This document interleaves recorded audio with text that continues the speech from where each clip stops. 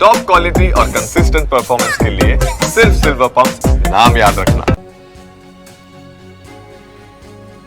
ಇನ್ನು ಸಂಪುಟ ಪುನರ್ರಚನೆ ವರಿಷ್ಠರ ವಿವೇಚನೆಗೆ ಬಿಟ್ಟಿದ್ದು ಬೆಂಗಳೂರಿನಲ್ಲಿ ಸಚಿವ ಎಂ ಬಿ ಪಾಟೀಲ್ ಹೇಳಿಕೆ. ರಾಜಕೀಯ ತಲೆದಂಡ ಅಂತ ವಿಚಾರಗಳು ಏನೂ ಇಲ್ಲ.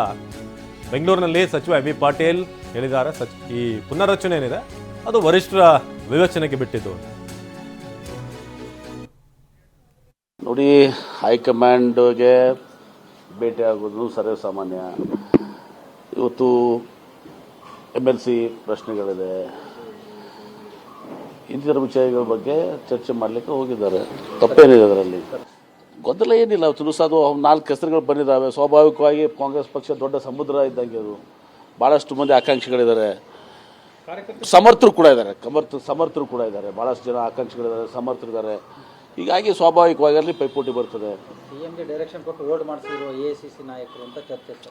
ನೋಡಿ, ಯಾವಾಗಲೂ ಗೊಂದಲ ಸೃಷ್ಟಿಯಾದಾಗ ಹೋಲ್ಡ್ ಮಾಡಿಸಿರಲ್ಲ, ಸ್ವಲ್ಪ ಚರ್ಚೆ ಮಾಡೋಣ ಅಂತ ಇರ್ತಾರೆ ಅಷ್ಟೇ. ನೋಡಿ, ಇವತ್ತು ಸ್ವಾಭಾವಿಕವಾಗಿ ಅದನ್ನು ಕೂಡ ಅವ್ರ ವಿವರಣೆ ಕೇಳ್ಬೋದು, ಅಥವಾ ಇವರಾಗಿಯೇ ಅದನ್ನು ವಿವರಣೆ ಕೊಡುವಂಥದ್ದಾಗ್ಬೋದು, ಏನೇನಾಗಿದೆ ಅಂತ. ರಾಜಕೀಯವಾಗಿ ಏನಾದರೂ ತಲೆದಂಡ?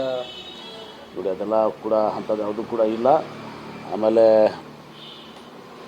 ಮುಖ್ಯಮಂತ್ರಿಗಳಾಗಲಿ, ಉಪಮುಖ್ಯಮಂತ್ರಿಗಳಾಗಲಿ, ಹೈಕಮಾಂಡ್ ಆಗಲಿ, ಇವತ್ತು ಸಹ ಈ ಕಾಲು ತುಳಿತದ ಪ್ರಶ್ನೆ ಬಂದಾಗ ಇವರಾಗಿಯೇ ಅವ್ರಿಗೆ ಹೇಳ್ಬೋದು, ಅಥವಾ ಅವರಾಗಿ ಇವ್ರನ್ನ ಕೇಳಿದಾಗೂ ಕೂಡ ಹೇಳ್ಬೋದು.